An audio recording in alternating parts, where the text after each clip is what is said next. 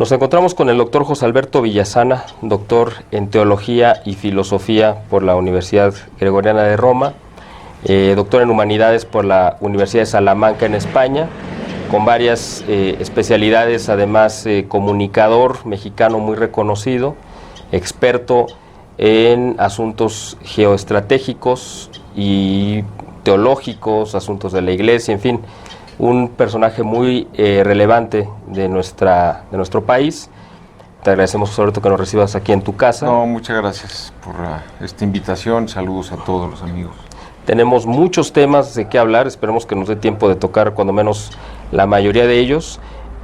Asuntos de la Iglesia, asuntos de la realidad de México, y bueno, yo creo que hay temas, pero muy, muy abundantes. Me gustaría comenzar con el asunto de la actualidad de la Iglesia, que es un asunto que tiene un impacto global, incluso en gente que no es católica o que no pertenece a la Iglesia católica, pero la Iglesia como institución siempre ha sido un factor determinante de los acontecimientos históricos de la humanidad. Eso está ahorita viéndose de una manera, yo creo que muy clara.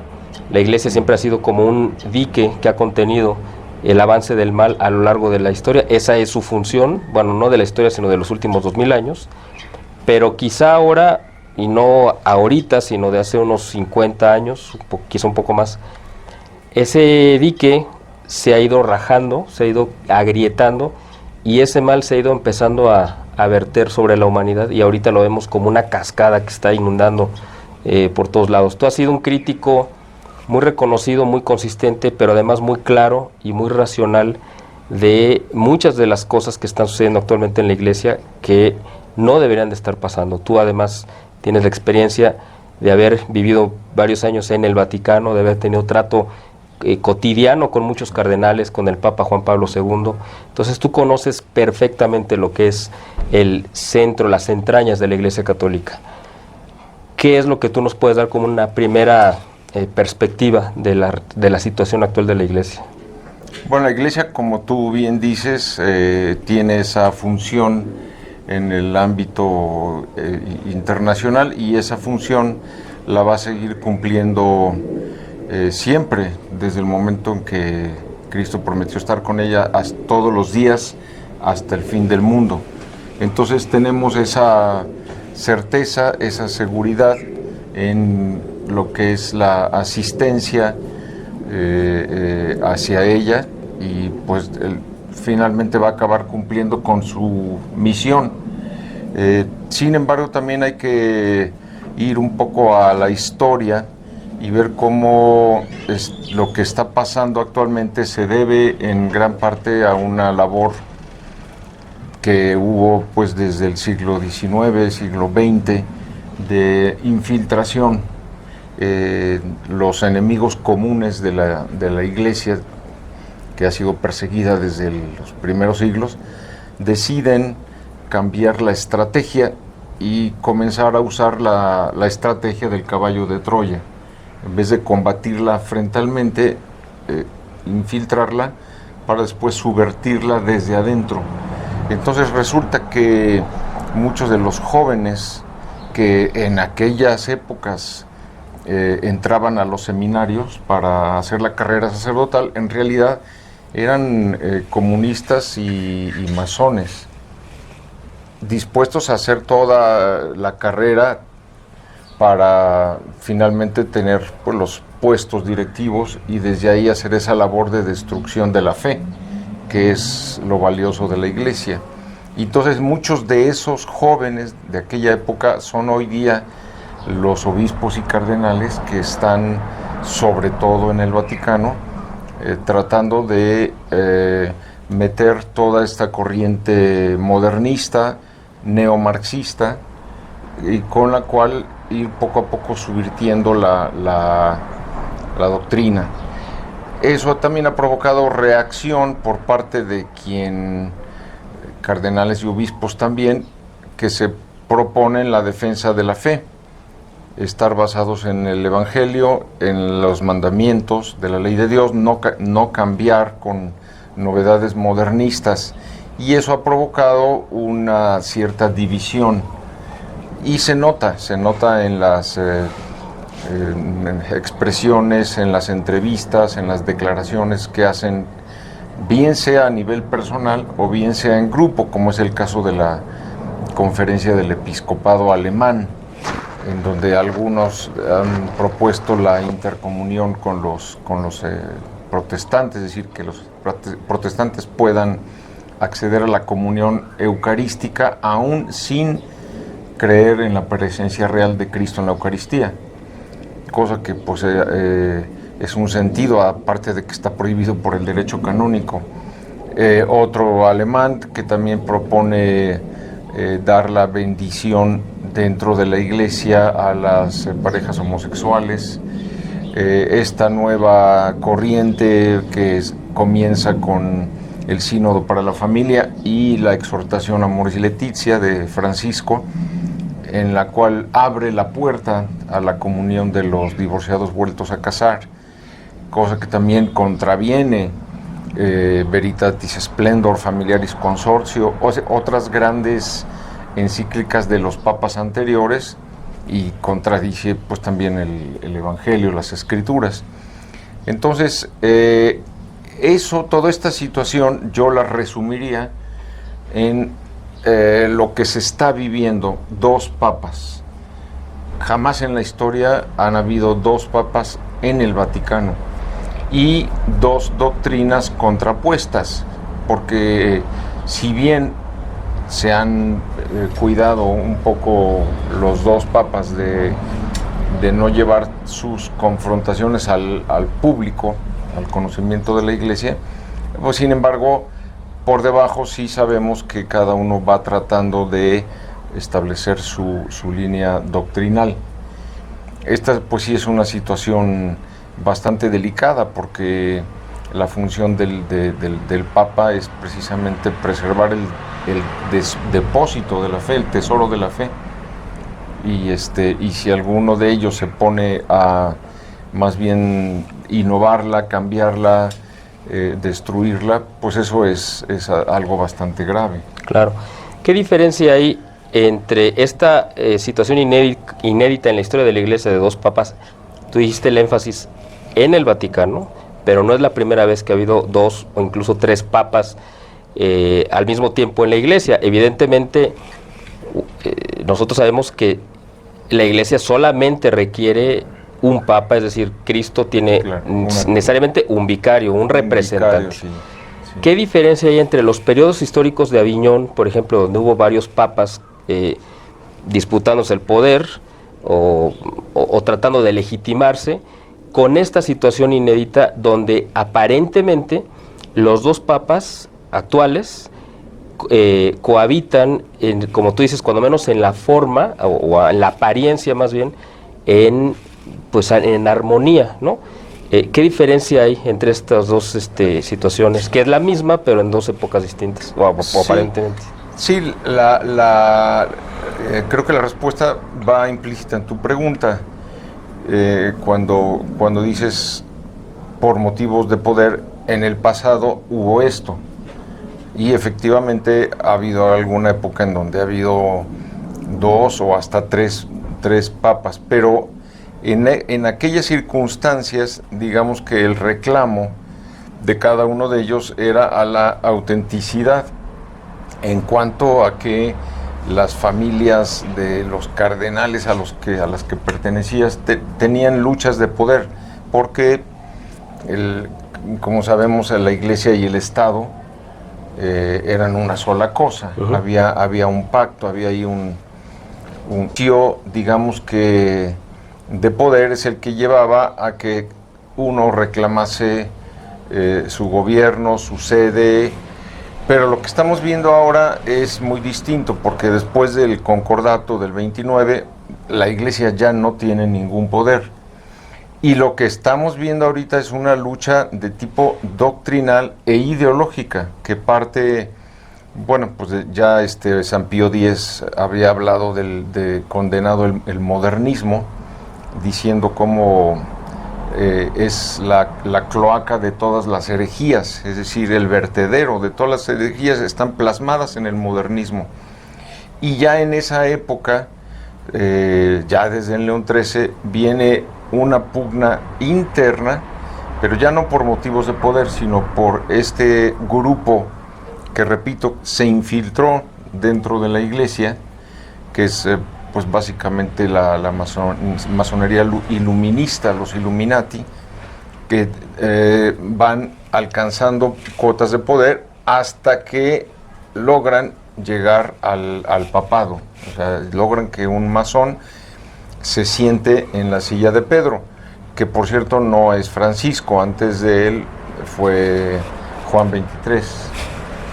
Juan XXIII, que al igual que Pablo VI estuvieron iniciados en 1939 en la Gran Logia de París. Y ya en esas épocas había en la Secretaría de Estado del Vaticano, había ya muchos masones llevando a cabo esta misión. Se ve también plasmada en algunos de los escritos del Vaticano II, en donde se hace toda una reforma que, pues, por los resultados se ha visto que no fue para bien.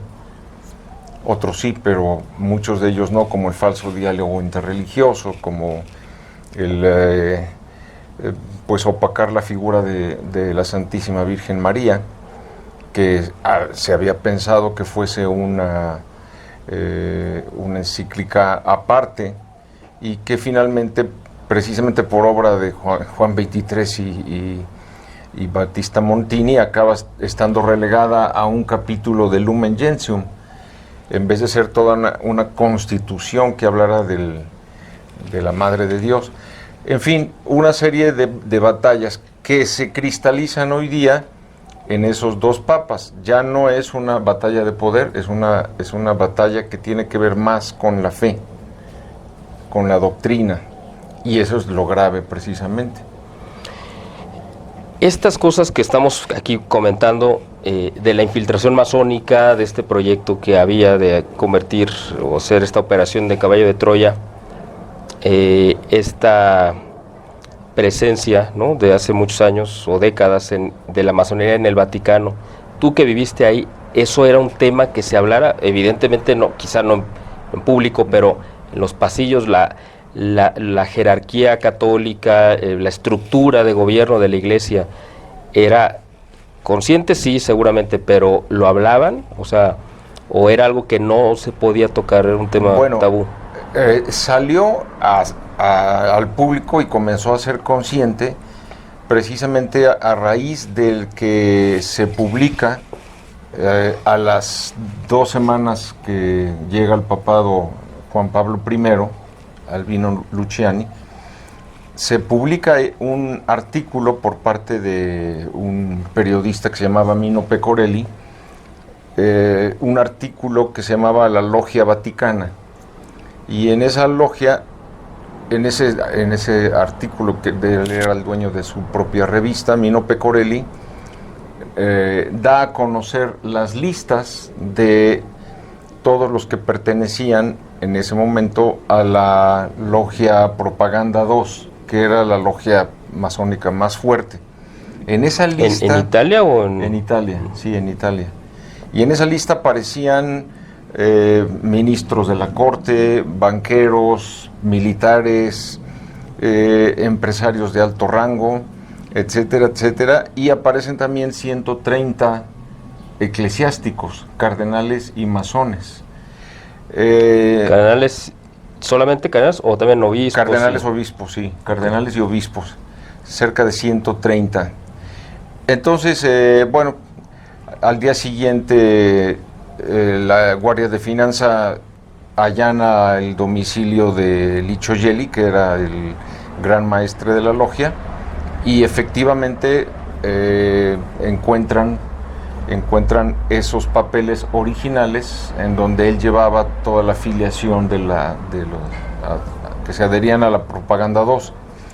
Entonces, cuando Juan Pablo I ve esto, se entera de esto, y él se da cuenta que, pues no cualquiera, sino comenzando por su secretario de Estado, el cardenal Jean Villot, el encargado de las finanzas, cardenal Bea, Agustín Bea, y otros cardenales de alto nivel son masones, entonces lo primero que él hace es pues reclamarles y avisarles que los va a echar fuera. Los va a echar fuera del Vaticano, vaya, los va a mandar a algún país por ahí perdido, y les recuerda que no se puede ser católico y masón a la vez, porque implica excomunión late sentencia. Entonces, pues, ¿qué es lo que ellos hacen? Antes de que nos corte la cabeza el nuevo papa, pues mejor se la cortamos a él, ¿no? Y es así como se planea su homicidio, que no fue tanto un envenenamiento, sino le suministran un vasodilatador muy potente, sabiendo que él sufría de baja presión. Entonces, ese es otro botón de muestra de hasta qué punto ya se sabe, porque se publicaron las listas que se le conoce hoy día como las listas Pecorelli, están en internet, ya hoy día son públicas, y te estoy hablando que esto sucedió en el año 78, cuando él es nombrado papa y asesinado a los 33 días. Entonces, por lo menos pertenecientes a la logia Propaganda 2, sí se sabe quiénes eran. Y con Juan Pablo II esto se dio seguimiento. Juan Pablo II lo que hizo fue que en el año 2000 le pidió al cardenal Joseph Ratzinger, que era el encargado de la doctrina de la fe, que le hiciera una investigación reservada, secreta, que solamente él tendría acceso como papa, Juan Pablo II, y mandó a Ratzinger a todo el mundo, a las nunciaturas y a través de otro sacerdote que colaboraba también en esta investigación. El caso es que en el año 2000 Ratzinger le presenta al Papa Juan Pablo II la lista, más o menos podemos suponer que completa, de todos los obispos y cardenales que pertenecen a la masonería. Entonces, si alguien lo sabe con certeza, hoy día es Benedicto XVI, porque él hizo esa investigación para Juan Pablo II. Eso es lo que está de por medio, ¿no? Esta lucha entre los poderes de las tinieblas y la luz. Es realmente una batalla de tipo espiritual la que se está librando dentro del Vaticano y que está impactando de alguna u otra manera a los demás sectores. Ahora, no hemos llegado todavía al desenlace de lo que es la renuncia. O sea, todavía los capítulos últimos no los conocemos y van a ser muy interesantes porque hay cada vez más conciencia de que, digamos, el cargo petrino, que es lo que lo convierte en vicario de Cristo, cabeza de la Iglesia, lo sigue siendo todavía Benedicto XVI, porque así él lo estableció en el discurso de renuncia, que es de fecha 27 de febrero, en donde él se despide de la curia y establece los alcances de esa renuncia. Y él rememora la elección de 2005, cuando lo eligen papa, y dice que pues agradece a Dios el que le haya confiado esa misión, esa tarea, y dice claramente: y a eso no puedo renunciar, porque ese cargo de ser vicario de Cristo, sucesor de los apóstoles, eso es algo que se lleva hasta la muerte. Y en el siguiente párrafo es donde establece que lo que está dejando para otro que venga son los cargos administrativos del papado, el manejo, digamos, de la diócesis de Roma, y esa y por lo mismo dice: yo por esto, porque sigo teniendo el cargo petrino, seguiré vistiendo de blanco, llamándome papa, con el apelativo Su Santidad. Y algo muy importante, que no se ha quitado todavía el anillo del pescador, que es lo que demuestra, digamos, quién es el que tiene la autoridad, el mando como vicario de Cristo. Aunque él está ya, digamos, recluido y callado, sin embargo, el simple hecho de que él esté en vida, por lo que ya he escrito anteriormente, pues representa para los enemigos de la Iglesia una presencia muy, muy, muy incómoda. Entonces, lo bueno pues es que está, repito, resguardado, está cuidado, él mismo pensó guardarse en un convento de clausura, que es muy difícil violar un convento de clausura, pero todavía no hemos visto hasta dónde va a acabar este cuento. Llevamos 5 años, pero no hemos visto aún el desenlace de qué cosas van a suceder. Hasta ahora, pues digamos que Francisco bien espontáneamente, bien en algún documento como Amoris Laetitia, expresado algunas herejías, que o sea, son formalmente herejías porque contradicen el Evangelio, la tradición y el mismo catecismo de la Iglesia. Pero digamos que no ha habido una herejía que llegue a ser tan pesada como para que intervenga Benedicto XVI. Pero no podemos descartar que si esto sucede, o si lo comienzan a interrogar grupos de cardenales que están divididos entre sí por tema doctrinal, pues él llegase en algún momento a hablar y a expresarse. Claro. Entonces, según lo que nos explicas, ¿se puede ser vicario de Cristo sin ser papa? ¿Y se puede ser papa sin ser vicario de Cristo? Sí, digamos que es la primera vez en la historia de la Iglesia en donde un papa establece esto. Esto no existía antes. Y esto pues fue algo de la mente brillante de Benedicto XVI. Lo que él hizo en 2013 con su renuncia, pero no renuncia, por lo que él mismo dice en ese comunicado, es establecer algo semejante a lo que se tiene en España o en el Reino Unido, en donde tienes un rey que es el soberano, que es el que representa la soberanía de esa nación, y tienes a un jefe de Estado, tienes a un primer ministro, que es el que hace las labores de gobierno, las labores prácticas. Eso fue, digamos, lo que él creó con su renuncia y con los puntos como él la explica.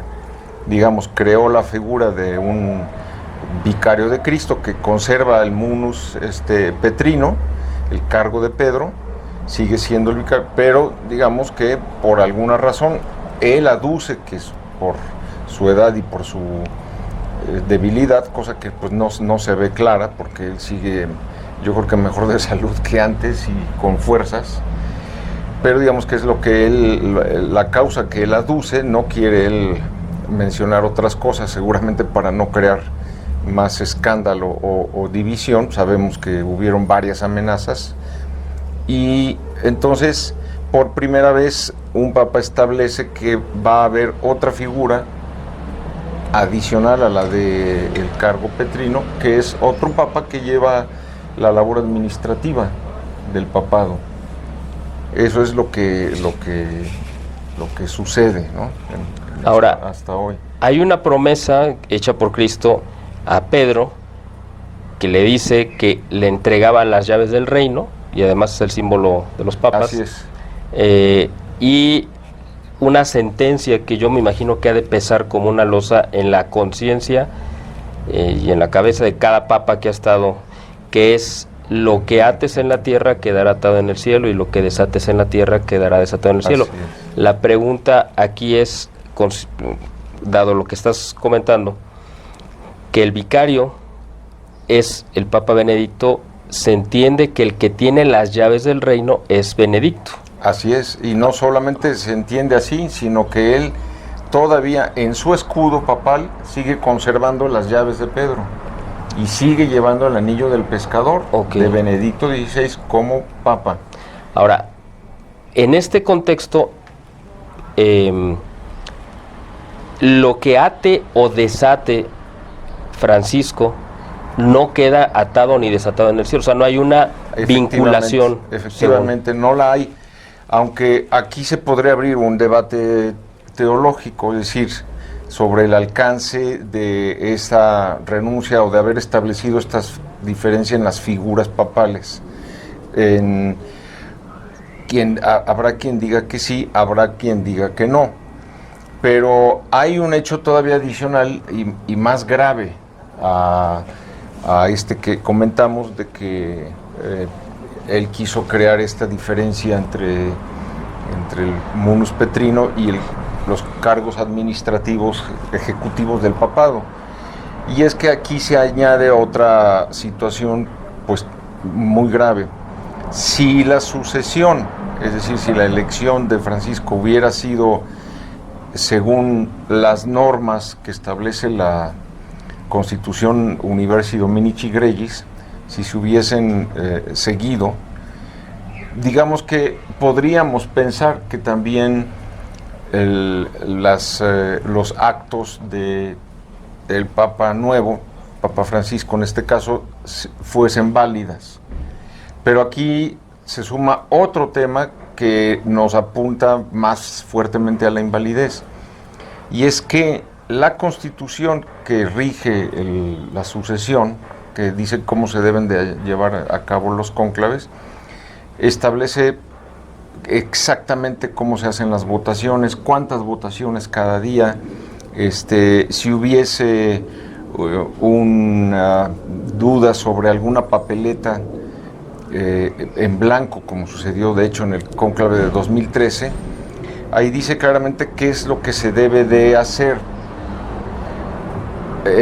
Y uno de los numerales dice que si el cónclave no se llevase a cabo como está establecido en esa Constitución, quien sale electo no tiene poder alguno. Es decir, en pocas palabras, no es verdaderamente papa, es un antipapa, porque fue electo con irregularidades. Pero además hay una de esas irregularidades, es que la Constitución prohíbe que tú puedas hacer cabildeo a favor de otro cardenal. Eso está sumamente prohibido, el que durante una sucesión papal tú puedas andar promoviendo a otro cardenal entre los cardenales. Lo único que está aprobado son las congregaciones, las conferencias que se tienen unos días antes del cónclave, en donde cada cardenal que quiere puede presentar, digamos, un informe sobre la situación de la Iglesia o algún aspecto que él cree que se debe de atender en el próximo pontificado, o puede, digamos, más o menos dibujar el perfil del que debería de ser electo, pero hay hasta ahí. O sea, no puede candidateándose, no puede candidatearse ni él ni a otro. Okay. Ni a otro. Y aquí se vino a saber hace 2 años, gracias a una autobiografía que escribe el cardenal Gottfried Daniels, en donde él dice que formamos una especie de club mafia. Él dice, nos reunimos en St. Gallen, en Suiza, y dice, y el objeto de ese club mafia era primero impedir que llegase Ratzinger al poder, y que si llegaba, hacer lo posible para obligarlo a renunciar. Entonces, cuando él Gottfried Daniels está abiertamente diciendo cuáles son un grupo de 11 cardenales y digamos, complotaron para primero obligar a renunciar a Benedicto y luego llevar a Jorge Mario Bergoglio al poder, la Constitución dice que eso acarrea lo que se llama excomunión late sentencia, que es se autoexcomulgan inmediatamente y sin que medie la declaración de nadie. Entonces resulta que antes del cónclave de 2013 tenemos a un grupo de cardenales que ya se habían autoexcomulgado, y entre ellos el propio Jorge Mario Bergoglio, que es el que recibe ese cabildeo ilegítimo a su favor. Entonces, si nos encontramos por un lado ante un antipapa y ante un grupo, entre ellos él, que ha propuesto algunas herejías, bueno, tú puedes todavía concluir que las cosas que él sanciona no tienen absolutamente poder.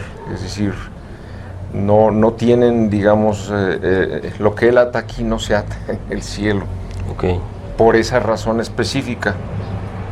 Pero sí, bueno, si por ejemplo nos mencionas que de origen venía viciado o venía ya invalidado lo que hubiera sido el cónclave por la presión que se ejerce sobre el Papa Benedicto para anunciar que no es una renuncia libre, sin ninguna presión, etcétera.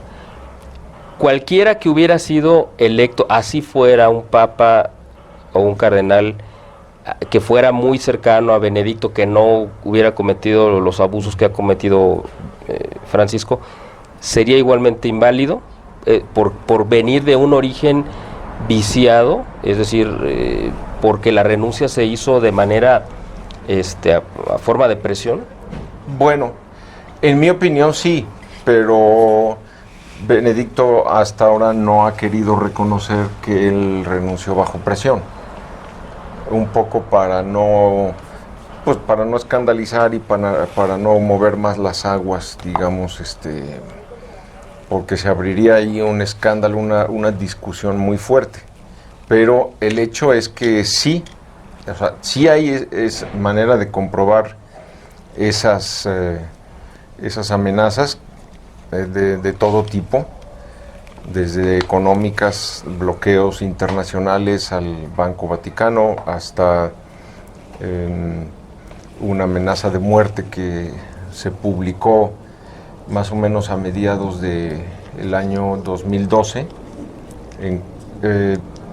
cuando después del escándalo de los Batileaks, no sé si tú recordarás, que se publica un libro que se llama Sua Santità, en donde publican documentos reservados que alguien sustrajo, que alguien robó de los archivos privados de los departamentos pontificios de el Papa Ratzinger, Papa Benedicto.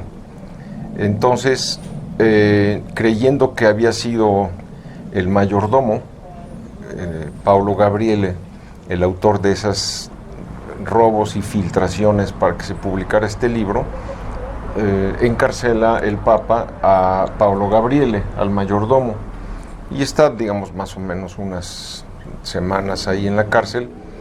Y cuando él está preso, se publica en 3 periódicos de distribución nacional, entre ellos La República, que es el más, digamos, fuerte de ellos. Se publica una amenaza de muerte contra Benedicto XVI, en donde el obispo de Palermo dice haber estado en un viaje a China con empresarios en el que se habló de que habían tomado la decisión ya de matarlo en no más de un año. Entonces se ve que eso impacta a Benedicto XVI, porque, repito, aparece en 3 periódicos de circulación nacional, fue muy comentado a nivel mundial, y entonces al publicarse esa amenaza de muerte, ¿quién es el que la publica? Un sujeto que a sí mismo se hace llamar el Cuervo, sí, como seudónimo. Todos los vaticanólogos sabemos que es el cardenal Angelo Sodano, ese famoso Cuervo, y entonces él en el Cuervo, en el periódico, dice que Paolo Gabriele, el que está preso, es un chivo expiatorio. Dice, el autor de las filtraciones soy yo. Y para que ustedes vean que es cierto, aquí van estos 3 documentos, nuevamente robados de los apartamentos del Papa. Uno de esos 3 documentos es la amenaza de muerte. Entonces Benedicto XVI se lo toma tan en serio que conforma una comisión de 3 cardenales para que se dediquen a investigar si esa amenaza es real y de dónde viene. Más o menos tardan 6 meses, a finales de 2012, me parece que es el 17 de diciembre, cuando le entregan el expediente, más de 600 páginas de investigación, en donde en resumen le dicen que sí, que es una amenaza de muerte real, que van a intentar envenenarlo, pues en breve. Y entonces él es cuando esa Navidad de 2012 toma la decisión de renunciar por dos testigos que hay, a los cuales se los comenta. Incluso uno de ellos es su hermano, el sacerdote George Ratzinger. Entonces, ahí fue esas navidades donde él toma esa decisión. Por tanto, podemos deducir que hay algo de influjo. Sí. No sabemos qué porcentaje de su decisión ha estado basado en ese expediente, en constatar esa amenaza, pero el hecho es que él la toma a los pocos días de recibir ese expediente.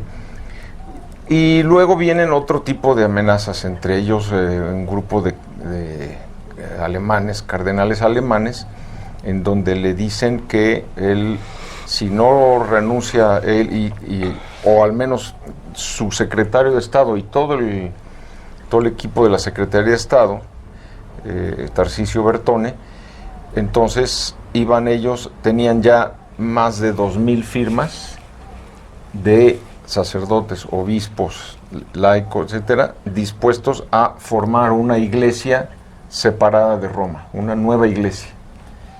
Entonces, yo creo que esto, más que la amenaza de muerte, es lo que le pesa a él, porque pues ha de haber pensado, si yo soy el objeto de este chantaje y a causa mía va a haber un cisma, pues mejor me hago a un lado y desinflo el cisma, que es, yo creo, lo que él ha estado haciendo, y creo que ese es el propósito inicial y principal de Benedicto XVI, retrasar el cisma lo más posible.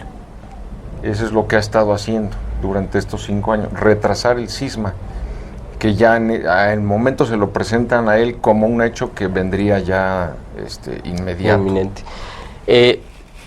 Si el Papa Benedicto no hubiera tenido en primera lo de los escándalos o las filtraciones de los papeles vaticanos, y a la par de esto se hubiera hecho pública la amenaza de muerte, seguramente no hubiera renunciado, ¿no? O sea, no sé tú cuál sea tu opinión, pero quizá si de no darse esta circunstancia, el Papa seguiría siendo pues, uno, que es Benedicto, y no hubiera argumentado en ningún momento el cansancio, la fatiga, claro, la edad, etcétera, ¿no? Claro. Yo creo que lo que a él le pesa es la amenaza de cismas, más que nada. Pero la amenaza de muerte viene a ser pues la gota que derrama el vaso. Y por eso toma esa decisión inmediatamente de recibir el expediente. Como diciendo, pues esto ya están decididos a comerme, ¿no? Como él dice, rogad de mí para no huir ante los lobos. Pues estaba siempre rodeado de lobos, claro, claro. Lo atacaban muchísimo, es de los papas más atacados que ha habido en la historia. Y en el fondo lo que él está diciendo pues es eso: yo voy a retrasar el cisma haciéndome a un lado, y bueno, pues el que venga, que Dios lo bendiga y a ver cómo le va. Esa frase que acabas de mencionar, que pidió cuando tomó el pontificado, de rogad para no huir ante los lobos, finalmente lo terminó haciendo. Él él huyó ante los lobos. Eso es lo que pareciera, pero repito, no hemos todavía llegado al final de entender lo que está pasando. Yo creo que cuando lleguen el desenlace de esto, vamos a entender que su decisión fue realmente increíble, maravillosa, o sea, súper bien pensada y calculada. Aunque de momento sí diera la impresión de que él huyó de los lobos que lo tenían acechado. Sí. Bueno, tú hiciste una mención al inicio de la entrevista de varias herejías o varias faltas en las que ha incurrido Bergoglio que no hubieran sucedido si el Papa hubiera continuado. O sea, claro. ¿Hasta dónde fue benéfico que el Papa, que Benedicto se hiciera a un lado, le diera paso involuntariamente a un hombre como Bergoglio, que ha causado, creo que, un grave daño a la Iglesia? Es decir, el argumento de renunciar era para evitar un cisma, sí, y evitar pues una cantidad de males en la Iglesia que creo yo, o eso es lo que parece, que de todos modos no se evitaron, ¿no? no se han evitado, pero se han ido dando más gradualmente y con más dificultad. Porque este grupo que yo mencionaba de los cardenales alemanes, que han sido los más violentos, incluso hay el dato de que el cónclave el de 2013 lo gana realmente inicialmente el cardenal de Milán, que era el favorito de Angelo Scola.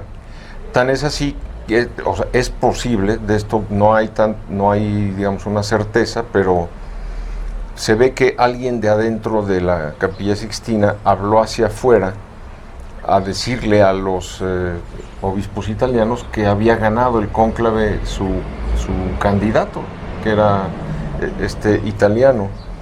Y en la conferencia del episcopado italiano emite un comunicado de prensa felicitando a Angelo Scola por haber ganado la elección.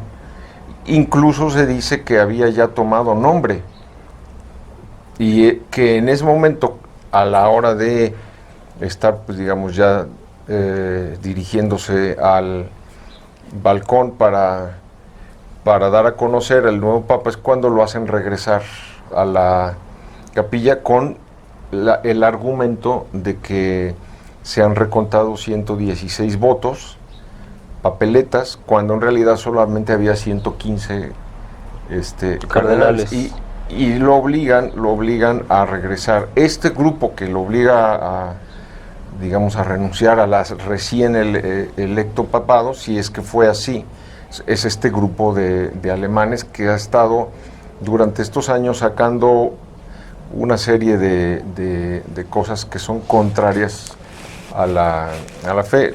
Por ejemplo, el tema del divorciados vueltos a casar, pero muy fuerte en Alemania también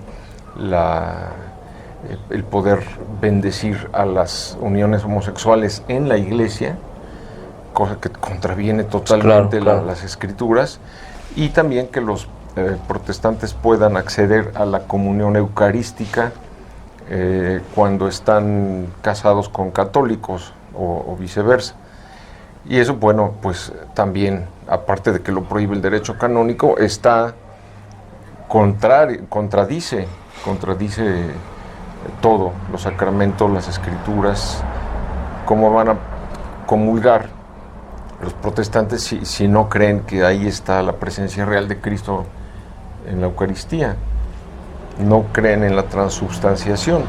Entonces, como si se acercaran a comer una galleta. Entonces, eso es un sacrilegio. Claro.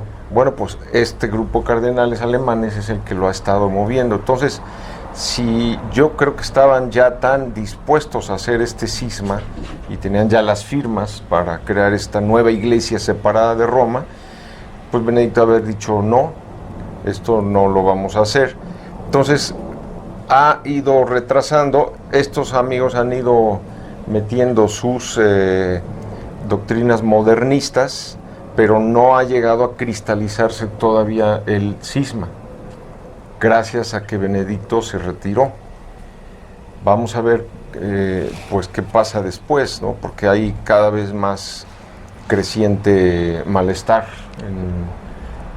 en Roma por parte de otros cardenales y obispos, ¿no? Eso es muy interesante lo que mencionas ahí, porque ese es el tema también al que quería llegar, de la resistencia que está habiendo precisamente ante este tipo de cosas que están viendo con el Francisco.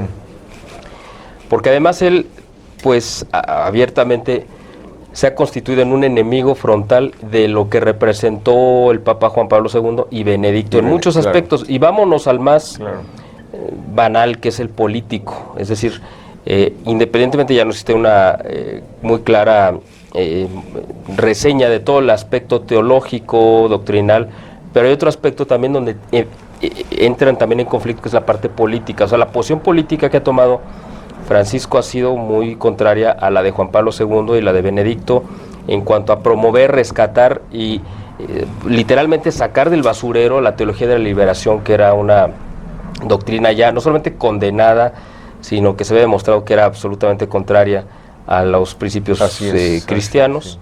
Y esta apertura irrestricta, ¿no?, que él está promoviendo para que se invada de musulmanes a Europa, la postura de respaldar a regímenes comunistas en todo el hemisferio, en la parte que nos toca a nosotros, que es Hispanoamérica, en fin, todo lo contrario a lo que fue la postura de Juan Pablo II de combatir frontalmente el comunismo, y también la parte del Benedicto, que se enfocó mucho a rescatar la raíz cristiana de Europa, y Francisco va en sentido contrario, ¿no? Exactamente, esa es la nueva línea en la teología, como tú mencionas, modernismo, teología de la liberación, marxismo, todo esto que ya había sido, no voy a decir condenado, pero sí aclarado, porque el mismo Juan Pablo II habla de una teología de la liberación correcta, y establece pues cómo debería de ser, en fin, a volver a la teología de la liberación radical, que tiene pues muchas cosas que se vieron como llevaron a regímenes dictatoriales terribles, como tú dices, en América Latina, y como ese, otras más que ha estado promoviendo, como este tema de los musulmanes, ¿no?, de llenar Europa de musulmanes, que pues lo único que hace es favorecer ahí un proyecto de gobierno mundial, sobre todo financiado por George Soros, que consiste en diluir la identidad cristiana de Europa. Y otras más, o sea, no es la única, ¿no? El ecologismo extremo que aparece en su libro Laudato Si, que es una reedición de la teología de la liberación, de la reduplicativamente indígena, y es ahora esta nueva teología de la madre tierra, tomada de conceptos paganos de Gaia y de otros, de la New Age, que dices, ¿cómo es posible que estén plasmados claramente allí? Y luego además invitar a la presentación de ese documento en el Vaticano a una persona que es reconocida por su afán de menguar la población mediante aborto y mediante otra serie de cosas. Entonces, esto nunca lo hubiéramos visto con Juan Pablo II y con Benedicto XVI. Entonces, pues sí, hay cuestionamiento de grupos, de católicos, de teólogos, de jerarcas, que están ya, digamos, viendo pues todo lo negativo que se ha ido sembrando. Vamos a ver qué es lo que viene, ¿no? Porque incluso en Italia, que es el territorio donde él vive y donde ejerce mucha de su influencia política, y además hay otros casos, pero donde ha metido la mano ha pasado los procesos contrarios. Incluso, por ejemplo, vamos a mencionar algunos casos. En el caso de Colombia, donde él presionó para que los acuerdos de paz que iba a firmar el presidente Santos, sí, en favor de las FARC, para integrarlas de una manera aberrante a la vida política, sí, ¿no?, de Colombia, donde Francisco se abocó a respaldarlo, e incluso condicionando su visita a que se aprobara el acuerdo. Y curiosamente la población colombiana votó en contra, ¿no? Sí. Eso por un lado, eso fue un revés que él tuvo. Tenemos lo de Italia, con la elección de la votación que arrasó Matteo Salvini, que él se presenta precisamente en Milán con un rosario en la mano, y quien le hace un reclamo, no sé si decir regaña, pero le hace un reclamo, es precisamente el cardenal arzobispo de Milán, que no es Scola, o sea, es el que lo sucede, porque Scola también cuando cumplió 75 años le aceptaron la renuncia, y este nuevo cardenal, que es un hombre de Bergoglio, le hace señalamiento, ¿no? Uh-huh. De que no se meta supuestamente en asuntos religiosos, que se limita a la política, cuando Francisco pues ha hecho mucho de su labor de su labor pública en el campo de la política, ¿no? Sí, en ese sentido, digamos que pareciera ser más estadista que papa, por toda esa labor de apoyo a estos proyectos mundialistas, a toda esta pero incluso ideología. Exacto, en el caso específico de Italia, donde él exigió y promueve que se abran las fronteras para que se reciba toda clase de invasores disfrazados de migrantes africanos, la población italiana votó en contra de esa postura, así ¿no? es. Y le dio el voto precisamente a los que ofrecieron cerrar las fronteras, ¿no? Sí. Ahora, el caso más reciente, yo creo que más escandaloso, que ha sido el de Argentina, que enfrentó esta campaña tremenda, ¿no?, de aprobar el aborto, presionada, como tú dices, por gente como Soros y todas las redes que él mueve, donde la población se organizó, y amigos como TLV1, que fue un factor, un centro donde se concentró muchos de los esfuerzos de defensa, lograron parar esto. No sé si temporalmente o de manera permanente, pero a lo que voy es lo escandaloso que fue y ha sido y es el silencio, ¿no?, de Francisco, donde uno esperaría, como hizo Juan Pablo II en la conferencia del Cairo, que tú recordarás bien, en el 94, donde se pretendía replantear todo el esquema de la sociedad y de la familia, ¿no?, y la movilización que hizo el Papa Juan Pablo II frenó este intento de la ONU. Pues ahora uno hubiera esperado, siendo su país de origen, sobre todo siendo su país, claro, pero además siendo el tema del aborto, independientemente del país, ¿no? Y bueno, el silencio que él guardó, yo creo que hasta esperando, bueno, no sé si esperando que se aprobara, fue algo escandaloso, ¿no? Sí, fue algo que se echó muchísimo de menos cuando la Iglesia en Argentina sí se metió y hubiera esperado un apoyo pues de un papa que es argentino, claro, y que debe de estar, y además curiosamente unos días antes hace Francisco una condena pública contra inocentes, pero en ningún momento habla del inocente en el vientre materno.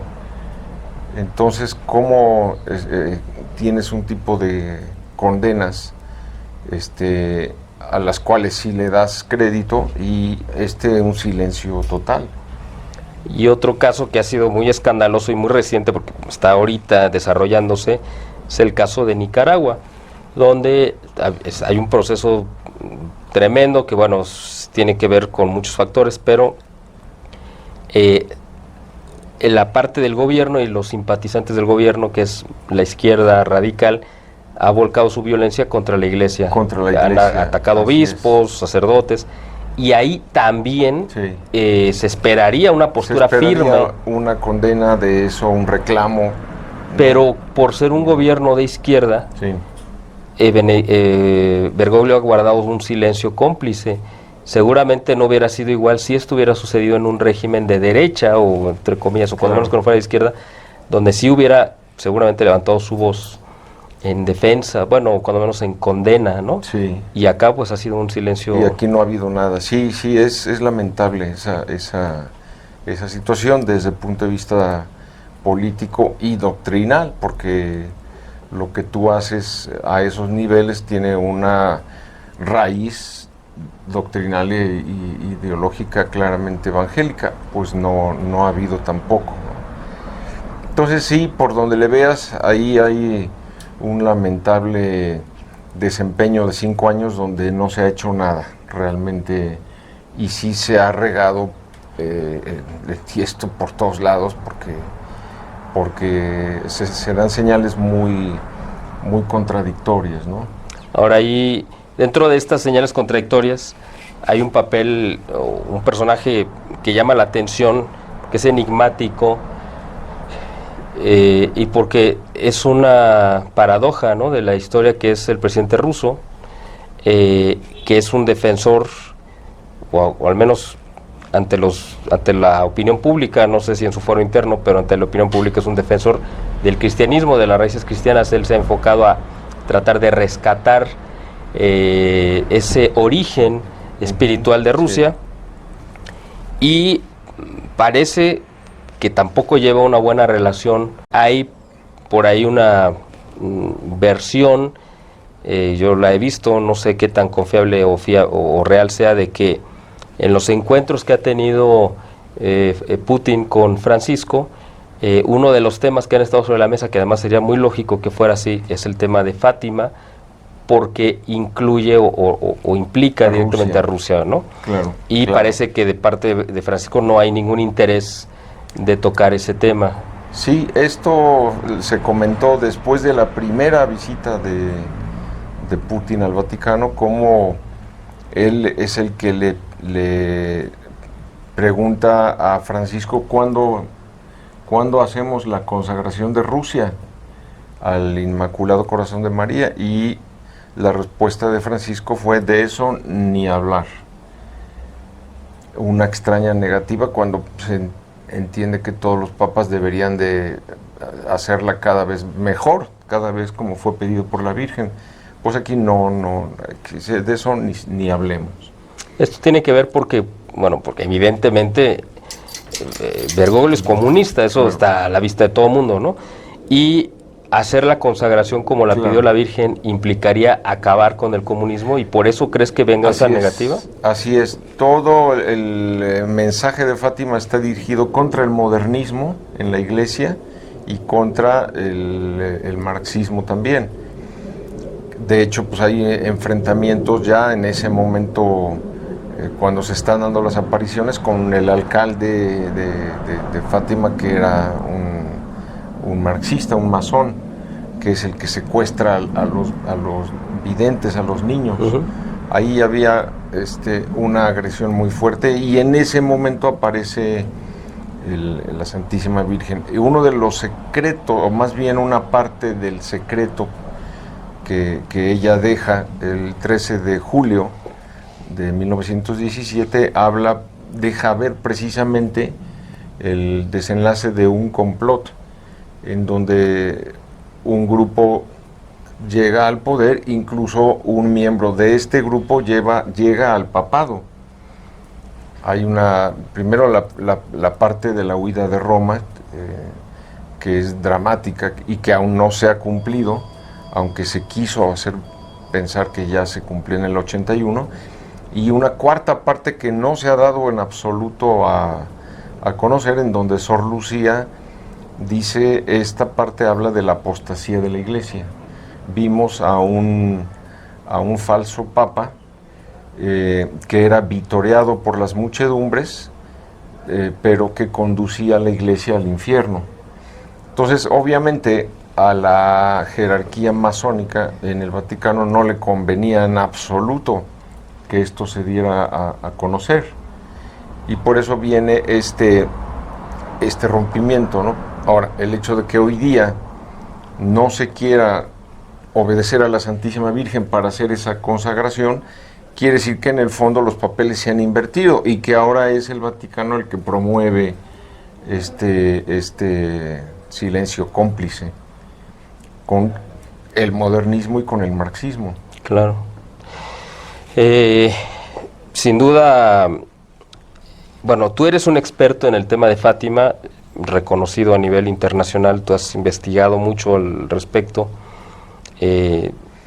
¿Tú crees que, en base a lo que sabes, que esa profecía ese falso papa al que se refiere en la cuarta parte del secreto, sea Bergoglio? A mi modo de ver, se refiere al falso papa que tenemos actualmente, ¿no? Esa es mi opinión.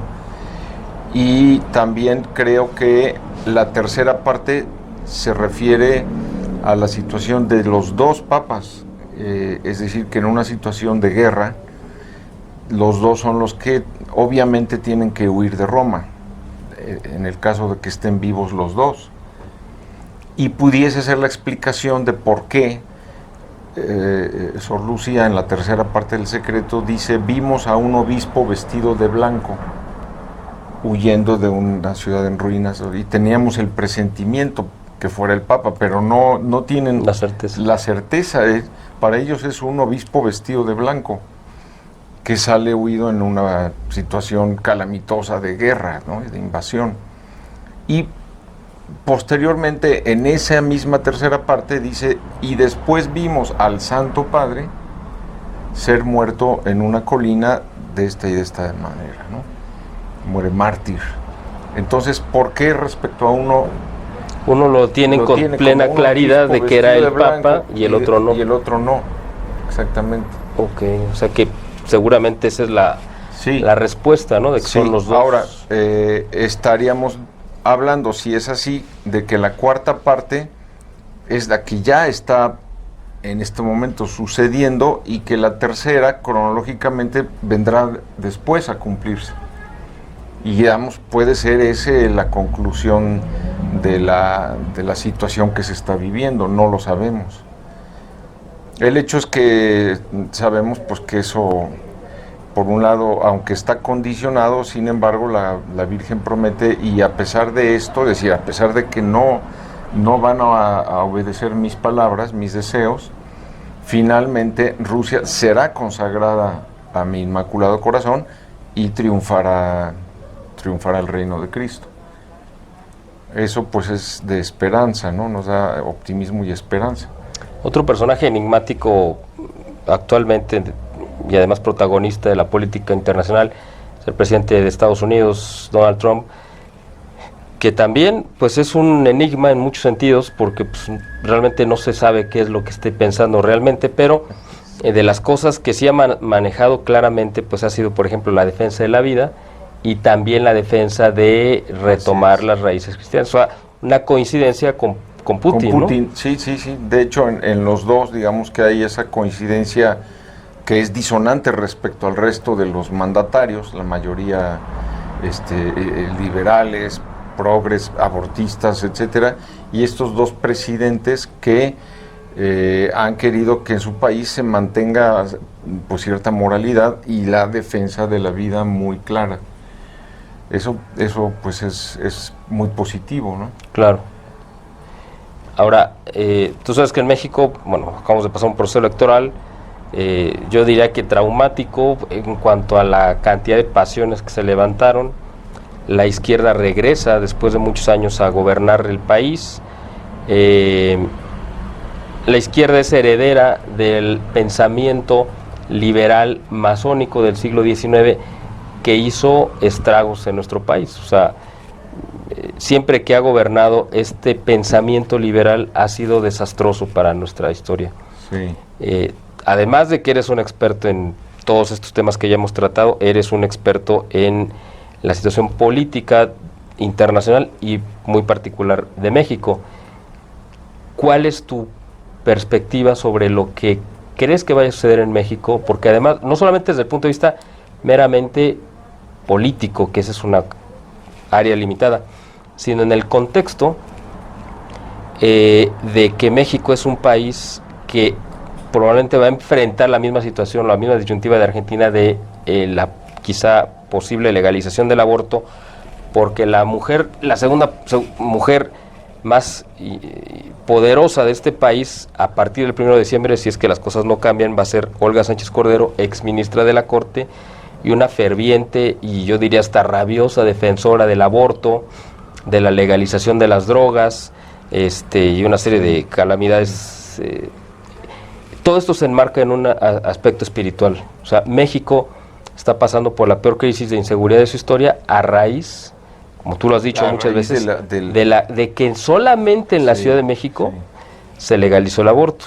Si esto se extendiera a nivel nacional sería una catástrofe. Yo creo que sería un desastre, y la esperanza pues es que pudiese haber dentro del partido mayoría de izquierda que ha ganado gentes que pues sensatamente hagan un frente interno a este tema contra la vida. no hay que descartarlo, no hay que descartar líderes que pudiese haber, incluso católicos en este partido, que empiecen a frenar los deseos de esta señora, aunque efectivamente pues, ella tendría todo el poder de mover las cosas a su antojo, ¿no?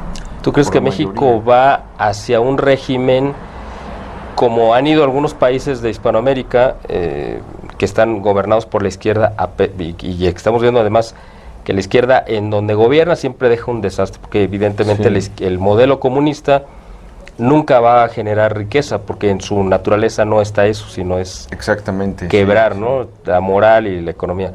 ¿Crees que México va a llegar a ese punto o por la propia conveniencia de Estados Unidos Trump intervendría para evitar que México cayera en un régimen estilo Venezuela? Veo difícil la intervención de Estados Unidos. No aparenta haber alguna amenaza directa para los Estados Unidos. Más bien las corrientes fuertes que han venido vienen también de allá, como son los demócratas, como es la izquierda de pues los que salieron, Hillary Clinton, Obama, etcétera, Marcelo Ebrard, que estuvo apoyando a estos grupos allá en Estados Unidos.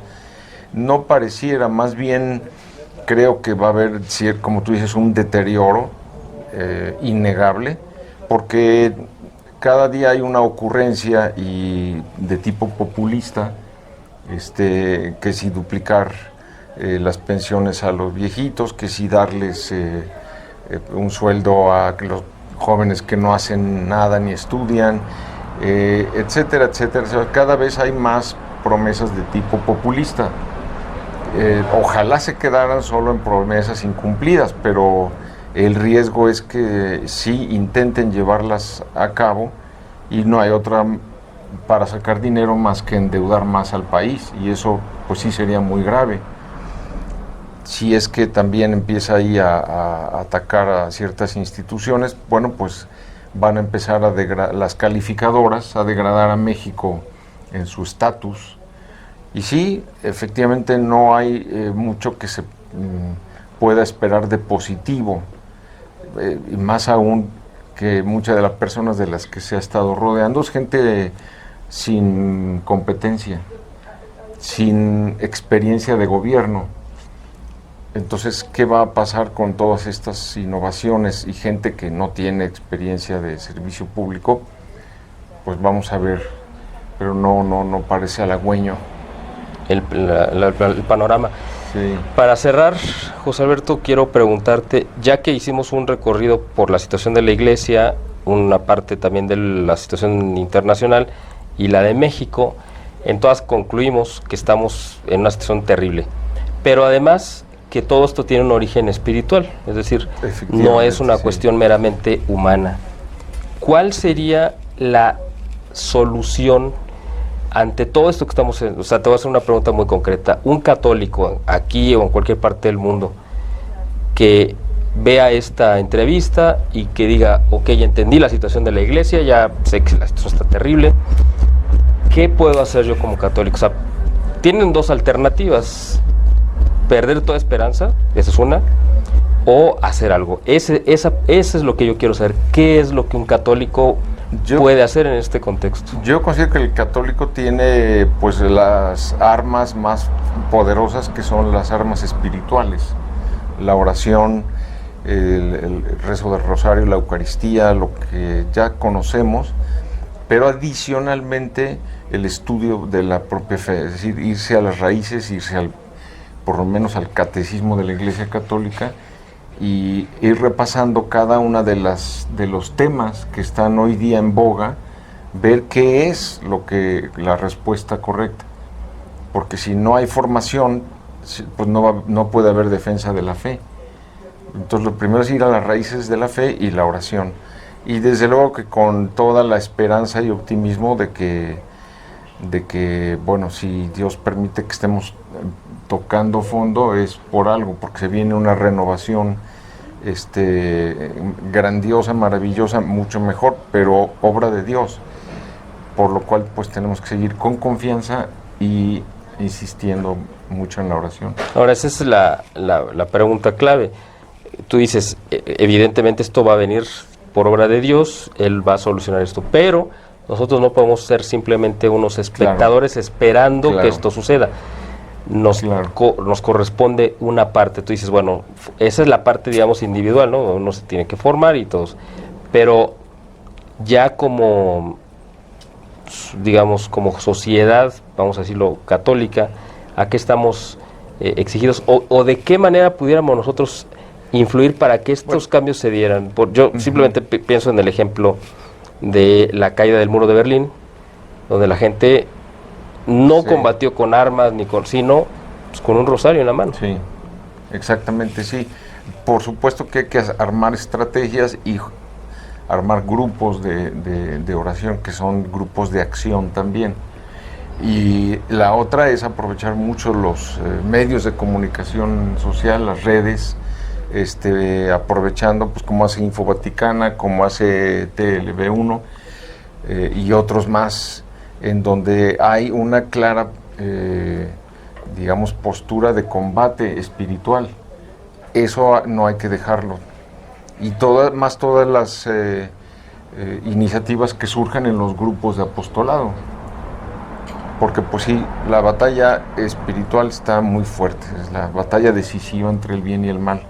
Y la mejor manera de ganar una batalla pues es dando el primer golpe, ¿no? Claro.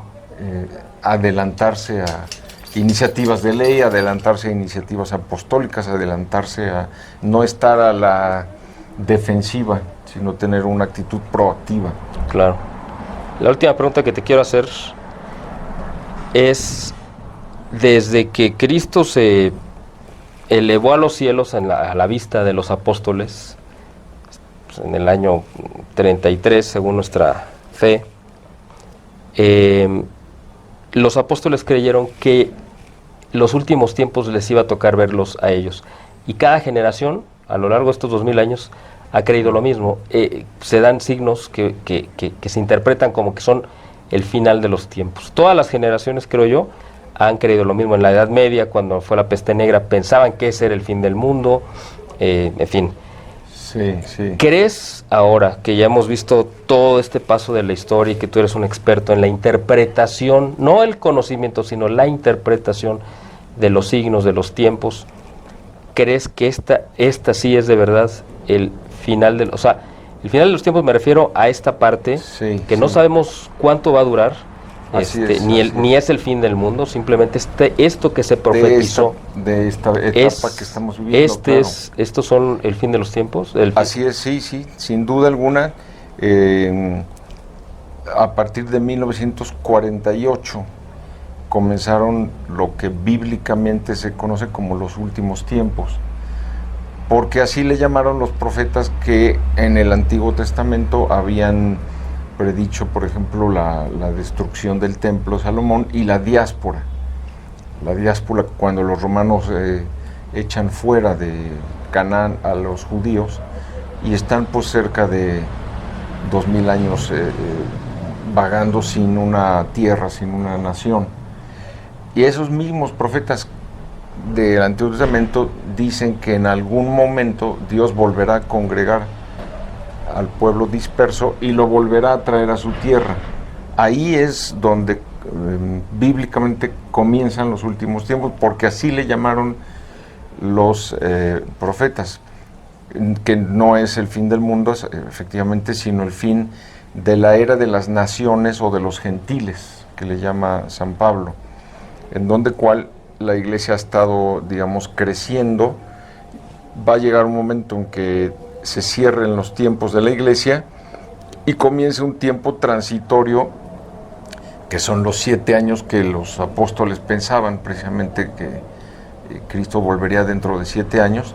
Son esos 7 años de un gobierno mundial del anticristo que culmina con la parusía. Entonces, esa parusía, ese retorno glorioso de Cristo, es el que tiene que alentarnos a saber que cada día nos acercamos más al mayor acontecimiento en la historia, que es el triunfo de Dios sobre el mal y el establecimiento de su reino aquí en este mundo.